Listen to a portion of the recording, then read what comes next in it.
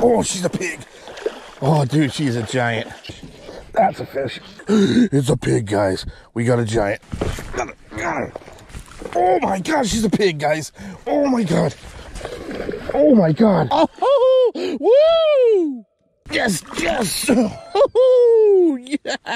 Look at that fish. That is bed fishing right there. Oh my God. Oh, it's coming. The days are getting longer. And it's coming. There's no stopping it. Monsters are preparing a new generation of predators. Are you ready to step up? Man versus beast, an epic battle of wits and skill. It can be your greatest shot at glory. And it's coming soon. The spawn. It's all about the spawn today on Captain's Corner.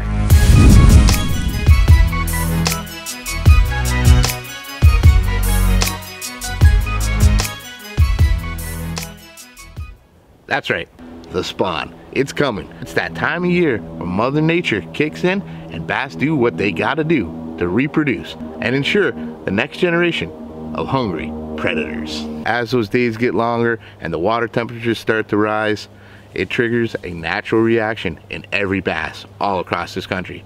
The males are gonna start to do their court. They're gonna create beds. And in those beds, they're gonna hope to entice a partnership with a big female bass so they can reproduce the next generation of bass. Sometimes it happens all at once. Sometimes it goes in waves. But no matter what, when it happens, there is no doubt that it can be one of the best opportunities you'll ever have to catch a true trophy bass. But it's gonna happen very quickly. Those big females, they're only gonna be there for a few days. They leave most of the heavy work and the babysitting to the little males, stay-at-home dads. So what triggers the spawn? The basic consensus is it's water temperature. When the water reaches temperatures of 65 degrees or warmer, that's when the spawn is going to be triggered. Spring is coming, and as the days get longer, the sun stays out more, the water temperatures will slowly begin to rise. Throughout the country, the times are going to vary. In extreme South Florida, you can see spawning as early as January. Up here in northern Florida, we start to see it typically in February, moving into March. And as you progress further north, spawning will be triggered as the temperatures start to rise. Depends on where you are and how fast those temperatures rise. But the main consensus and the main key, no matter where you are, it's water temperature. 65 degrees or better, that's when the spawn is on. And why should you fish the spawn? Ethical or not, it can be one of the greatest opportunities you'll ever have to catch a true trophy. Those big bass can be very hard to find throughout the year. They're smart, they're old, they've learned a trick or two. They're not going to be easily caught or easily fooled. But during the spawn, when those bass are hooked up on beds, it greatly reduces the search area. The spawning beds can only be found in certain areas of the lake. All those big bass are going to be condensed in a much smaller search zone. It's just the way it is. You do have a much better chance of catching multiple big bass. And we all like the sound of that, no matter how ethical you think it is. This is a controversial subject. Truly, it is your decision on whether you choose to fish the spawn or not. I'm not here to try to convince you that you need to. A lot of people believe that it's unfair to fish during the spawn, while they're on beds especially. Let them do their natural thing, let them reproduce. I believe in that too. I preach conservation. I preach catch and release no matter what. Take good care of the fish that are here to preserve them for the future and for future generations of anglers as well.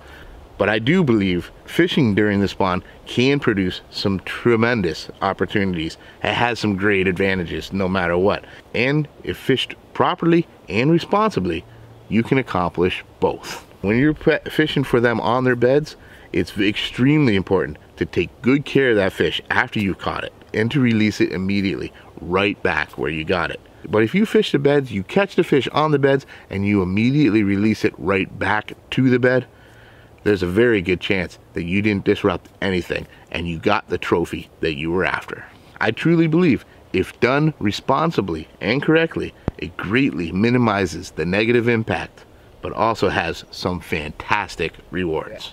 Another side of the controversy, I guarantee there's gonna be comments on this video too. It's cheating. Is it now?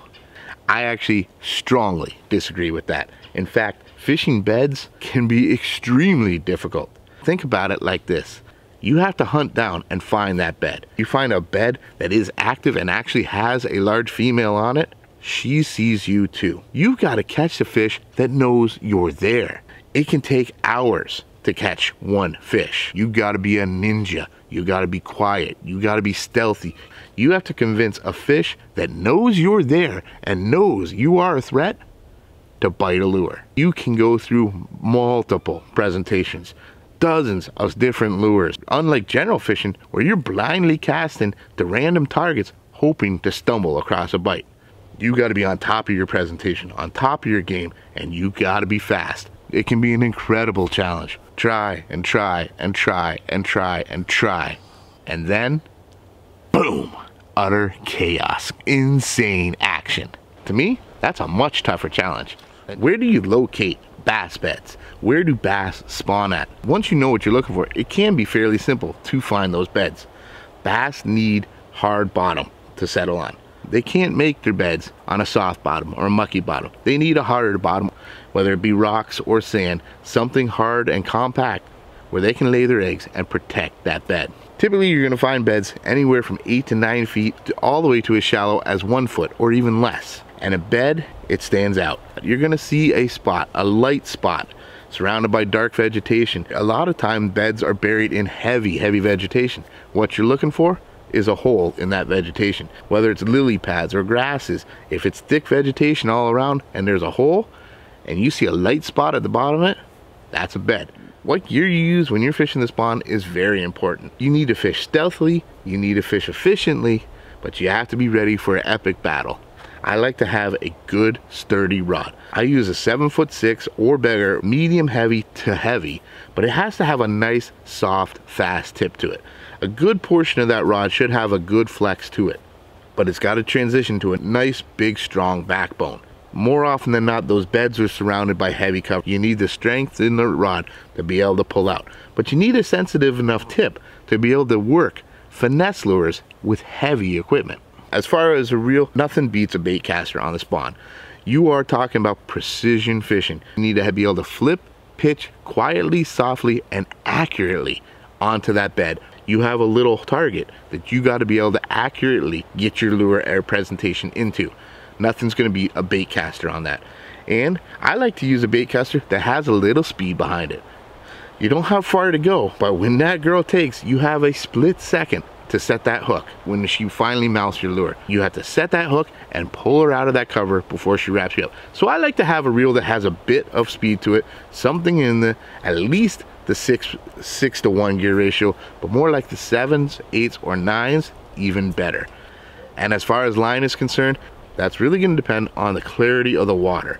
If you're fishing clear water, you need to have clear line. Nothing's going to beat fluorocarbon or copolymer, something that sinks like fluorocoat. I tend to use a heavy fluorocoat, 20-pound test or better. It's crystal clear in the water, but yet it doesn't have that stretch that monofilament has. You are fishing finesse lures, but with heavy hooks and heavy gear. You don't want that little bit of stretch. You got to be able to drive that hook home as fast as you possibly can. The other advantage is the sensitivity. You're not gonna feel a big thump. They are not attacking this lure as aggressively as they do in traditional methods. They're not trying to eat it. They're just trying to grab it and spit it away. If you're not right on top and you can't see the bite, you need to be able to feel it. The extreme sensitivity in fluorocarbon and braid is key to be able to feel that slight little bump, knowing that she's got it in her mouth and you got to be ready to set and set hard. The other key is your hooks. Do not use finesse hooks. You must have heavy gauge hooks on there. You are going to have to react fast. She's not going to run with it until she feels that hook set. Then she's going to grab it and spit it. A thin wire hook and you're using heavy equipment, heavy lines, it's just going to bend the hook. It's never going to penetrate. You need a thick, heavy gauge, stout hook, no matter how small of a lure you're using, and heavy power behind your rod and in your line and in the speed of your reel to drive that hook into the bony part of her mouth. That's the gear you need. What's the best presentations on beds. And trust me, no matter what I tell you, you're gonna go through dozens of them. There is no magic lure. Every bed and every bass requires a different presentation. But I'm gonna break down some of my favorite methods and what I look for when I'm choosing which lures and presentations to use.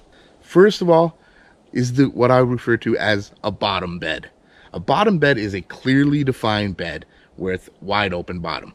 When you find a bed like that, you'll notice that that bass is clearly paying attention to the bottom of that bed. Most likely, she's got eggs all over that bed. You'll see that fish nosing down all across that bed and sticking very tight to the bed, mostly facing nose down.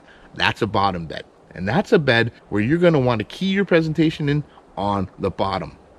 The number one rule for bed fishing, you're not trying to get a bass to eat. You're trying to trigger their natural reaction to protect their bed. Nothing will upset a bass more than a small fish or a creature trying to eat the eggs that are on the bottom of her bed. If they even get close to the bottom, she's going to charge at them and try to knock them out of the way. This is the time where you want to take advantage of presentations that bounce across the bottom. Jigs, tube jigs, swing head jigs, shaky head jigs. You see what I'm getting at here? You want a lure or presentation that either mimics a crayfish or a fish feeding off the bottom. Nose down, pecking at the bottom. One of my all-time favorite methods for this is to fish a fluke on a swing head jig. That little swing head jig still allows that fish-shaped body to swing side to side. It mimics almost perfectly a little fish pecking at the bottom. Another great lure to use in that is a Ned rig or a shaky head. The key is you don't want your presentations to be too big or too long. If you got a long worm, it's just going to grab the little tail and spit it out. You're never going to get a hook set on that. But if you have a small presentation where your hook takes up the majority of that presentation, that is where you're probably going to get them. You don't want them to have an advantage on you by being able to grab any portion of that lure that doesn't have a hook in it. The next style of bed I like to refer to is an air bed. In this stage of bedding, you're going to notice the bass wandering around a little bit more. When you see a bass swimming around freely but always returning back to that bed, the chances are her eggs have matured now, or they've even actually hatched and become fry, and she's now not protecting the bottom of that bed as much as she is the vicinity of that bed. This is where you want to key on presentations that have a slow, tantalizing fall to them, like a fluke slowly dangling down, a Senko with that little wiggle coming down, or a weightless tube jig as it kind of slowly spirals and makes its way down. Anything with any kind of weight that's going to drag it down to the bottom is going to be less effective. If you're bouncing across the bottom, you're not a threat to what she's actually trying to protect. This is my favorite bed to fish, the air beds. Senkos, flukes, and tubes. Weightless, but with a big, heavy hook. I'm not joking when I say you can literally spend hours on a bed trying to get a bass to commit. You're trying to make them believe that your lure and your presentation is a true threat. If they don't believe that it's an actual threat, they aren't going to have anything to do with it. That bass knows you're there. She can see you just as easily as you can see her. You got to be on your game to find that one key element that really triggers the response. But no matter what, the biggest key that I can give you guys when you are bed fishing, unlike every other method of fishing that we have, we are not trying to get these bass to eat. We are going on their natural instinct of protection. Your goal here is to make something look like enough of a threat that she is going to have to put her mouth on it. You have a very small zone of success here. This bass is going to get a tremendous look at it, and it has to believe that it is a true threat. But that's just it. If you find a bed that is being protected by a female or even a male, throw away what you know about fishing. We are not trying to make them eat, we're trying to make them protect. You need heavy equipment, sensitive line, fast reels, and small presentations that hide a big hook. Spawn is coming, and I hope now you're armed with a little more knowledge and a whole lot more excitement for when the spawn comes to you. And get yourself a true spawning trophy. I really hope you enjoyed this, and I hope you learned a little something. If you did, make sure you smash the heck out of that like button and leave a comment for us on anything else you'd like to see us film. We'll do our very best to make a video on each and every one of those. But most importantly, guys, subscribe to the channel and stay tuned for future episodes of Captain's Corner right here on KastKing. I'm Captain Mikey, signing out. The future is bright. Keep those lines tight.